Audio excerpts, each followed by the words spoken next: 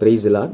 468 தியான பகுதி என்னாகும் 19ஆம் அதிகாரம் மற்றும் 20ஆம் அதிகாரம். 19ஆம் அதிகாரத்தை வாசிப்போமானால், ஆண்டவராகிய கர்த்தர் மோசேயும் ஆரோனையும் நோக்கி ஆசாரியன் பலி செலுத்த வேண்டிய ஒரு கிடாரியை குறித்து சொல்லுகிறார். அந்த கிடாரியானது பழுதற்றதும் ஊனமில்லாததும் நுகத்தடிக்கு உட்படாததுமாய் இருக்க வேண்டுமாம். அதாவது நாம் செலுத்துகிற ஆராதனைகள், நாம் கொடுக்கிற காணிக்கைகள், இவைகள் பழுது இல்லாமல் ஊனமில்லாமல் நுகத்தடிக்கு உட்படாததாய் இருக்க வேண்டுமாம். அப்படின்றால் கர்த்தரை ஆராதிக்கிற நம்மிடத்தில் எந்த ஒரு பாவங்களும் இருக்கக்கூடாது. அதே சமயத்தில் கர்த்தரை ஆராதிக்க வருகிற நாம் விருப்பம் இல்லாமலும் கடைமுறைக்காகவும் கர்த்தரை ஆராதிக்காமல் முழு இருதயத்தோடு இதை செய்கிறவர்களாய் காணப்பட வேண்டும். அதே போல கர்த்தரை ஆராதிக்க வருகிற நாம் பாவ கட்டுகளுக்குள்ளாக, சாத்தானுடைய அடிமைத்தன நுகங்களுக்குள்ளாக இருக்கக்கூடாது. காரணம், அப்படிவைகள் மூன்றும் இல்லாமல் கர்த்தரை நோக்கி செய்யப்படுகிற ஆராதனையில் தான் தேவன் மகிழ்வார்.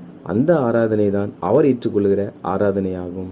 அந்த சிகப்பு கிடாரியை எலியாசார் பாளையத்துக்கு புறமே கொண்டு போய் அதை கொன்று அதை சுட்டெரித்து அதன் சாம்பலை எடுத்துக்கொள்ள வேண்டுமாம். தீட்டுப்பட்டவன் மேல் அந்த சாம்பலை தெளித்து தேவன் சொன்ன சில பரிகாரங்களை செய்ய வேண்டுமாம். மேலும் கர்த்தர் செத்தவனுடைய பிரேதத்தை தொட்டும் தன்னை சுத்திகரித்து கொள்ளாதவன் கர்த்தரின் வாசஸ்தலத்தை தீட்டுப்படுத்துகிறான். அந்த ஆத்துமா இஸ்ரவேலில் இராமல் அறுப்புண்டு போவான். தீட்டு கழிக்கும் ஜலம் அவன் மேல் தெளிக்கப்படாததினால் அவன் தீட்டுப்பட்டிருப்பான். அவன் தீட்டு இன்னும் அவன் மேல் இருக்கும். இதில் செத்தவனுடைய பிரேதம் என்பது மாம்ச கிரிகளை காண்பிக்கிறது. நம்முடைய மாம்சம் அது வழிக்கு நம்ம இழுத்து கொண்டு போகும் என்றால் நாம் தீட்டுப்பட்டு இருக்கிறோம். இப்படி தீட்டுப்பட்ட நாம் சுத்திகரிக்கப்பட வேண்டுமாம். எப்படி என்றால், இங்கே அவர்களுக்கு தீட்டு கழிக்கும் ஜலம் கொடுக்கப்பட்டது. நமக்கோ விலையேற பெற்ற ஆண்டவராகிய இயேசு கிறிஸ்துவின் ரத்தம் கொடுக்கப்பட்டிருக்கிறது. எனவே எப்பொழுது நாம் தேவ சமூகத்தில் வந்தாலும் ஆண்டவராகிய இயேசுவின் ரத்தத்தினால் நம்மை சுத்திகரித்துக் கொள்கிறவர்களாய் காணப்பட வேண்டும். நான் என்ன பாவம் செய்தேன், நான் என்ன தவறு செய்தேன் என்று சொல்லி நாம் தேவ சமூகத்தில் வாதாடாமல் எப்பொழுது நாம் ஜெபிக்க அமர்ந்தாலும் ஆண்டவரே உம்முடைய இரத்தத்தினால் என்னை கழுவி என்னை முற்றிலுமாய் சுத்திகரியும் என்ற வார்த்தையை நாம் பயன்படுத்துபவர்களாய் காணப்பட வேண்டும். காரணம் என்னவென்றால், தேவ சமூகத்தில் நாம் செல்ல வேண்டும் என்றால் இயேசுவின் ரத்தம் ஒன்றுதான் நம்மை சுத்திகரித்து தேவ பிரசனம் இறங்கி வருவதற்கு காரணியாய் அமைகிறது. அப்படி இயேசுவின் ரத்தத்தினால் ஒரு மனிதன் தன்னை சுத்திகரித்துக் கொள்ளாமல் இருப்பான் என்றால் அவன் செய்த பாவங்கள் மன்னிக்கப்படுவதில்லை. அப்படி என்றால் இன்னும் அவன் பாவியாகவே இருக்கிறான் என்பது அதன் அர்த்தமாகும். மேலும் கர்த்தர் தீட்டுப்பட்டிருக்கிறவன் தன்னை சுத்திகரித்துக் கொள்ளாதிருந்தால் அவன் சபையில் இராதபடிக்கு அறுப்புண்டு போவான். அவன் கர்த்தரின் வாசஸ்தலத்தை தீட்டுப்படுத்தினான். தீட்டுகளிக்கும் ஜலம் அவன் மேல் தெளிக்கப்படாததினால் அவன் தீட்டுப்பட்டிருக்கிறான் என்பதாக சொல்லுகிறார். அதாவது தேவ ஜனங்கள் அறியாமையினால் பாவம் செய்வது உண்டு. அவள் பாவம் செய்கிறவர்கள் ஆண்டவரே மன்னித்து விடுங்கள் என்று சொல்லி நாம் ஏனோ தானோ என்ற ஒரு வார்த்தையில் அதை சொல்லிவிடக் கூடாது. நம்முடைய பாவங்கள் மன்னிக்கும்படி இயேசு கிறிஸ்துவின் ரத்தம் தான் சிந்தப்பட்டது. எனவே நாம் தேவ சமூகத்தில் செல்லும் பொழுது ஆண்டவரே இந்த பாவத்தை மன்னியும் என்று சொல்லி இயேசுவின் ரத்தத்தால் சுத்திகரியும் என்பதாகவும் நாம் கேட்க வேண்டும். காரணம், இயேசுவின் ரத்தம் தான் நம்முடைய எல்லா பாவங்களையும் நீக்கி நம்மை சுத்திகரிக்கும்.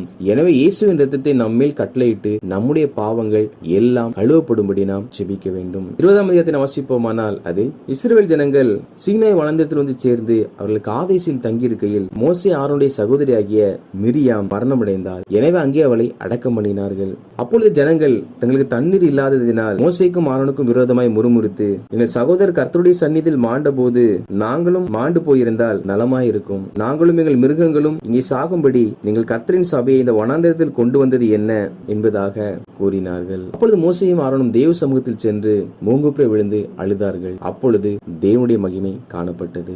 எப்பொழுதெல்லாம் மோசே ஆரோன் ஜெபிக்கிறார்களோ அப்பொழுதெல்லாம் தேவ மகிமை காணப்படுகிறது. இதன் பொருள் என்னவென்றால், எப்பொழுதெல்லாம் ஒரு மனிதன் ஜெபிக்க அமர்கிறானோ அப்பொழுதெல்லாம் தேவனுடைய மகிமை அவன் மேல் இறங்குகிறது. அப்படி என்றால் தேவனுடைய மகிமையை நாம் பார்க்க நாம் அதிகமாய் ஜெபிக்கிறவர்களாய் காணப்பட வேண்டும். அப்படி தேவ மகிமை இறங்கி வந்த பொழுது கர்த்தர் மோசேயை நோக்கி, நீ கோலை எடுத்துக்கொண்டு அவர்கள் கண்களுக்கு முன்பாக கண்மலை பார்த்து பேசு. அப்பொழுது அது தண்ணீரை கொடுக்கும், சபையாருக்கும் அவர்கள் மிருகங்களுக்கும் அதை கொடுப்பா என்பதாக கர்த்தர் சொல்லுகிறார். அப்பொழுது கர்த்தர் தன கட்டளையிட்டபடியே மோசே தேவ சந்நிதியிலிருந்து கோலை எடுத்தான். இதில் கோல் என்பது எதை காண்பிக்கிறது என்றால் தேவனுடைய வார்த்தையை காண்பிக்கிறது. நாம் எதை செய்தாலும் அதை தேவனுடைய வார்த்தையை முன்னிட்டு செய்ய வேண்டும். எனவே மோசேயும் தேவனுடைய வார்த்தை எடுத்துக்கொண்டு செல்லுகிறார். கண்மலையை தன் கோலினால் 2 தரம் அடித்தார். உடனே தண்ணீர் ஏராளமாய் புறப்பட்டது. சபையார் குடித்தார்கள், அவள் மிருகங்களும் குடித்தது. தங்களுக்கு பற்றாக்குறை வரும் பொழுது ஜனங்கள் முறுமுறுத்தார்கள். மோசேயும் ஆரோனுமோ தேவ சமூகத்தை தேடினார்கள். அப்படி தேவ சமூகத்தை தேடின பொழுதுதான் தண்ணீர் கிடைத்தது. எனவே முறுமுறுப்பதினால் நமக்கு எந்த ஒரு பலனும் வரப்போவதில்லை. எனவே நாம் முறுமுறுக்காமல் தேவ சமூகத்தில் வந்து ஜெபிக்கிறவர்களாய் காணப்பட வேண்டும். அப்பொழுது கண்மலையாய் இருந்தாலும் அதிலிருந்தும் தண்ணீர்கள் புறப்பட்டு வரும். இவைகளுக்கு பின்பு கர்த்தர் மோசேயும் ஆரோனையும் நோக்கி, இஸ்ரவேல் புத்திரரின் கண்களுக்கு முன்பாக என்னை பரிசுத்தம் பண்ணும்படி நீங்கள் என்னை விசுவாசிக்காமல் போனபடியினால் இந்த சபையாருக்கு நான் கொடுத்த தேசத்திற்குள் நீங்கள் அவர்களை கொண்டு போவதில்லை என்பதாக சொன்னார். இவர்கள் அப்படி எங்கே விசுவாசியாமல் போனார்கள் என்றால், கர்த்தர் மோசேயிடத்தில் அந்த கண்மலை பார்த்து பேசு என்பதாக சொல்லுகிறார். மோசேயோ முன்பு ஒரு முறை கர்த்தர் கண்மலை அடிக்க சொன்னபடியினால் இந்த முறையும் அடிக்க வேண்டும் என்று சொல்லி தேவன் சொன்ன வார்த்தைகளை மீறி அதை நம்பாமல் பேசினால் எப்படி தண்ணீர் வரும் என்று தனக்குள்ளே நினைத்துக் கொண்டு கண்மலை 2 தரம் அடித்தார். பெரிய ஆச்சரியம் என்னவென்றால், கர்த்தர் சொன்னதுக்கு எதிராக அடிக்கும் பொழுதும் தண்ணீர் வந்தது. ஆனால் தேவன் சொன்னார், நீ இப்படி விசுவாசியாமல் போனபடினால் கானானுக்குள் பிரவேசிப்பதில்லை என்று. அவர்தான் கீழ்ப்படியவில்லையே. அப்பொழுதே கர்த்தர் அற்புதம் செய்தார் என்றால், ஆண்டவர் கர்த்தர் ஒரு நாளும் நம்முடைய ஊழியக்காரர்களை ஜனங்கள் முன்பாக அவமானப்பட விட மாட்டார். அவர் சில காரியங்களை தவறாய் சொன்னாலும் ஜீவனுள்ள தேவன் அது தேவனுடைய ஊழியக்காரர்கள் என்பதனால் அவர்களை அவர் அவமானப்படுத்த விடமாட்டார். எனவே தேவன் அங்கே மோசே வெட்கப்பட விடாமல் ஜனங்களுக்கு முன்பாக மோசையின் மூலமாய் அந்த அற்புதத்தை செய்தார். ஆனால் மோசே தனித்து வரும்பொழுதோ, நீ இவ்வாறு விசுவாசிக்கவில்லை, எனவே நீ கானானுக்குள் அவர்களை கொண்டு போக மாட்டாய் என்பதாக சொல்லுகிறார். இதுதான் கர்த்தரின் குணாதிசயமாகும். கர்த்தர் யாரையும் பொது வழிகளில் திட்டுவதில்லை. அவர் மனிதத்தில் காரியங்களை சொல்ல விரும்புகிறார் என்றால் அந்த மனிதனுடைய அந்தரங்கத்தில் தான் அவர் சொல்லுவார். இல்லாவிட்டால் 4 பேர் அறிந்து கொள்ளும்படி பொது வழிகளில் பெயரிட்டு சொல்லாமல் கர்த்தர் பேசுவார். அதை நாம் புரிந்து கொள்ளும்படி நம் இருதயத்தில் உணர்த்துகிறவராய் இருப்பார். நாட்களிலும் அநேக யூடியூப் சேனல்களில் தேவ ஊழியக்காரர்களுக்கு விரோதமாக பேசுகிறதை நாம் பார்க்கிறோம். இது ஒரு நாளும் தேவனுடைய ஆவியினால் சொல்லப்படுகிற காரியங்கள் அல்ல.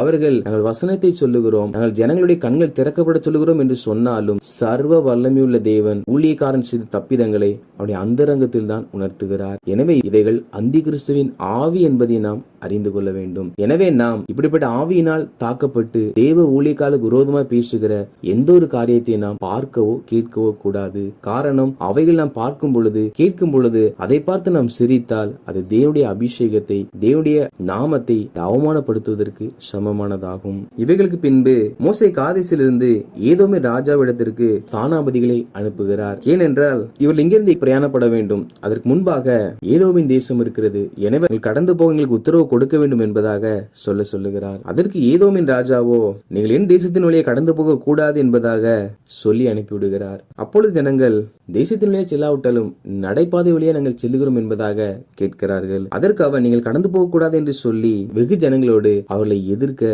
புறப்பட்டு வந்தான். எனவே இஸ்ரவேல் ஜனங்கள் அவனை விட்டு விலகி போனார்கள். சில காரியங்கள் நாம் செய்ய வேண்டும். அதில் நமக்கு எதிராய் மனிதர்கள் வருவார்கள் என்றால் நாம் அவரோடு கூட வாக்குவாதம் செய்து கொண்டிருக்க கூடாது. இந்த வழியே கடந்து போவதவர்களுக்கு சுலபமாய் இருந்தாலும் இவர்கள் வாக்குவாதம் செய்து கர்த்தாவே அவர்களை அழியும் என்று சொல்லி இவர்கள் ஜெபிக்காமல் அந்த இடத்தை விட்டு அவர்கள் கடந்து சென்றார்கள். நாமும் சில பிரச்சனைகளுக்கு முடிவு வர வேண்டும் என்றால் அந்த இடத்தை விட்டு நாம் கடந்து செல்ல வேண்டுமே அல்லாமல் அந்த இடத்தில் நின்று நாம் போராடி கொண்டிருக்கிறவர்களாய் காணப்படக்கூடாது.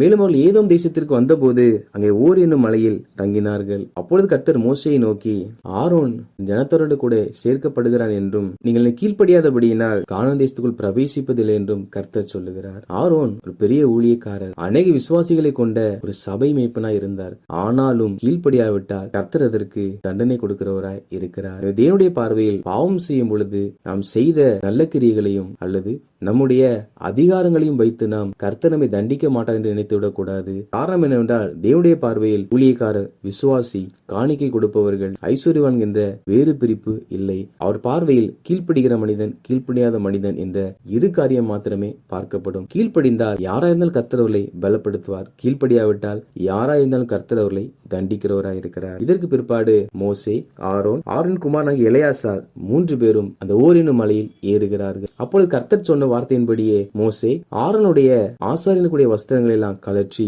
அதை ஆரோனின் குமாரனாகிய எலெயாசாருக்கு உடுத்துவித்தார். இவைகளுக்கு பிற்பாடு ஆரோன் இந்த மலை உச்சியில் மரித்தார். மலையிலிருந்து இறங்கி வரும் பொழுது மோசேயும் எலெயாசாரும் மாத்திரமே வந்தார்கள். ஆரோன் அந்த மலையிலே அடக்கம் பண்ணப்பட்டார். ஆரோன் மரித்து போனதை அறிந்த பொழுது ஜனங்கள் எல்லாம் ஆரோனுக்காக 30 நாளளவும் துக்கம் கொண்டாடினார்கள். வாசித்த அந்த அதிகாரிகளின்படி ஜனங்களாகிய நாம் செலுத்துகிற ஆராதனை காணிக்கை எல்லாம் பழுதற்றதும் ஊனமில்லாததும் நுகத்தடிக்கு உட்படாததுமாயிருந்து தேவ சமூகத்தில் வருகிற நாம் நம்ம இயேசுவின் இரத்தத்தினால் சுத்திகரித்து ஒரு நாளும் சூழ்நிலை நிமித்தம் முறுமுறுக்காமல் கொண்டிராமல் தெய்வ சமூகத்தில் வந்து ஜெபித்து எல்லாவற்றிற்கும் கோல் ஆகிய கர்த்தருடைய வார்த்தையை பிடித்து எதிராக வருகிற மனிதனோடு கூட வாக்குவாதம் செய்து கொண்டிராமல் அவர்களை விட்டு விலகி வாழுவோம். நிச்சயமாக ஆண்டவராகிய கர்த்தர் ஒவ்வொருடைய வாழ்க்கையிலும் கண்மலையிலிருந்து தண்ணீர் புறப்பட்டு வந்ததை போல சாத்தியம் இல்லாத காரியத்திலும் கர்த்தர் அற்புதம் செய்து நம்முடைய வாழ்க்கையில் மகிழ பண்ணுவார்.